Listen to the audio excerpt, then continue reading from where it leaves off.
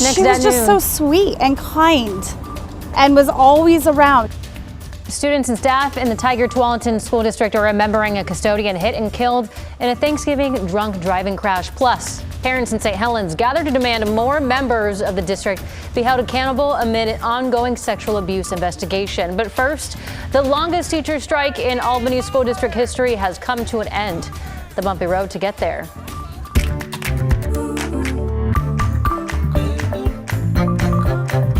Thank you for joining us. I'm China Green. Our top story here at noon: after weeks of picketing, teachers and the Albany School District have reached an agreement and sent students back to class. Our Ashley Graham joins us live from West Albany High School. Hello, Ashley.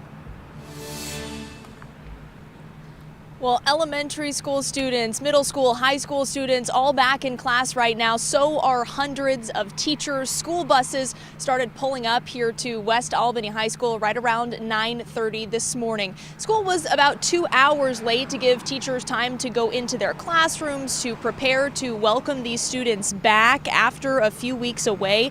The strike started on November 12th when hundreds of educators walked off the job. It was the first teacher strike in Albany in nearly 40 years. It appeared both the union and the district struck a deal early yesterday as an agreement was reached on main issues like class size, pay, and prep time. But both the teachers and the district struggled to see eye to eye on conditions around returning to work. That meant everyone went back into negotiations yesterday afternoon. A deal was reached by that evening, and the union said teachers voted overwhelmingly to ratify that new contract. Now, we are scheduled to speak with the president of the teachers union this afternoon, and we've reached out to the school district to try to get both of their perspectives on this day as students and teachers both head back to class. We'll be able to share that story with you coming up this afternoon at 4 o'clock. China.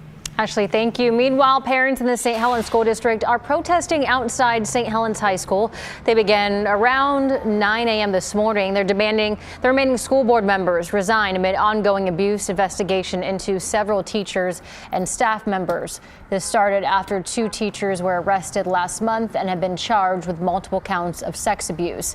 As of today, the school board chair has resigned. The superintendent is on leave, and the St. Helens High School principal turned herself into police last Wednesday after being indicted on multiple charges for failing to report abuse. A middle school teacher and several other staff members are also under investigation. All right, headed over to Rod Hill for a look at weather. We're taking a look outside right now, but let's bring in Rod. It's looking pretty clear and nice out there. That is a look at our weather. I have a different look at the weather. Certainly part of the story, China, and good afternoon to you at home.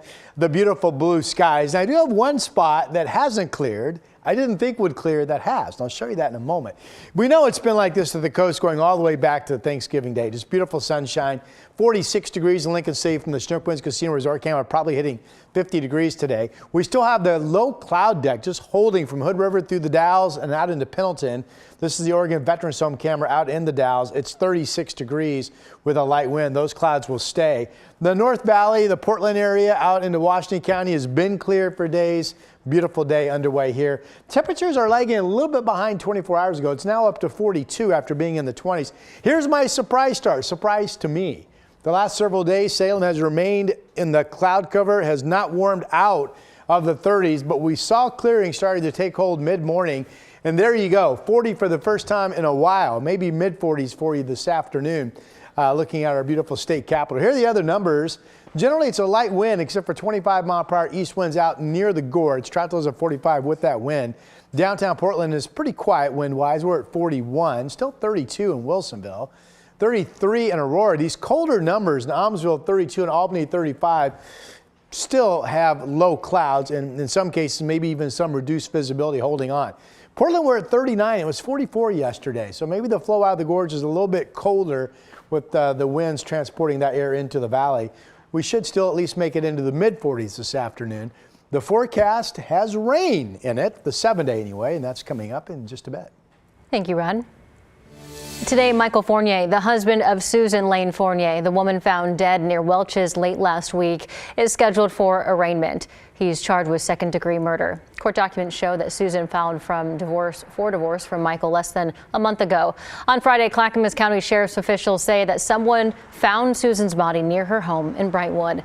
That same day, detectives arrested Michael. Susan's 2 dogs were also found dead over the weekend. Last night, friends and family members held a vigil for her at the Helens Bazaar where she worked. Just her in the shop with all of the kids in the community. Woof, she was such a light. She was so patient and gracious and giving. Friends say Susan's greatest love was for her 2 adult sons, Coda and Jesse. Meanwhile, students and staff in the Tiger Tualatin School District are remembering a custodian with the district who was killed in a car crash Thanksgiving night.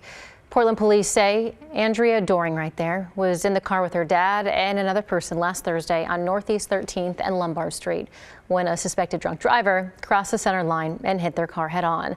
A school district spokesperson says that Doring's dad also works for the district as a custodian at Byram Elementary. He and the other passengers in their car were seriously injured. They're both still in the hospital. People remember 46-year-old Doring as someone who was always smiling. She was just so sweet and kind and was always around. She was always in the cafeteria during lunches, helping the kids. Police have not released the name of the suspected drunk driver. Investigators say that he was also seriously hurt in the crash. And in Clackamas County, automatic recounts have been triggered for 2 contests after clerk Catherine McCullen certified the results of November's election yesterday. Full recounts are triggered when the difference in votes between 2 candidates is 1/5% or less of the total votes cast in that race. McMullen ordered a recount for Gladstone City Council position 3 and 3 Molalla City Council positions. On the topic of elections now, a report by the Oregonian found that Portland police spent roughly $1.2 million on overtime pay during the week surrounding election. KGW confirmed that with the department. The report is true. Now, this is less than the $2 million outlined in the Bureau's budget document. Ahead of anticipated protest surrounding presidential election, Chief Bonday asked officers to work 12-hour shifts and cancel days off. But ultimately, few people protested, and police made no arrests that week. And now that Thanksgiving has come and gone, a lot of people have their Christmas trees up and fully decorated. And while they are pretty, if Christmas trees aren't properly cared for, they can be a serious fire hazard. Yesterday, firefighters with Tualatin Valley Fire and Rescue showed just how quickly a dry tree can burn. They say it's important to water trees daily and keep them away from heat sources like candles, space heaters, and fireplaces.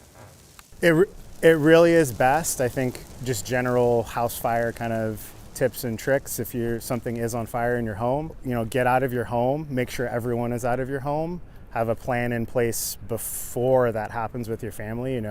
I have 3 very young children at home, and even though, the oldest one's 3, but he knows to go meet us at the mailbox outside of our house if something were to happen.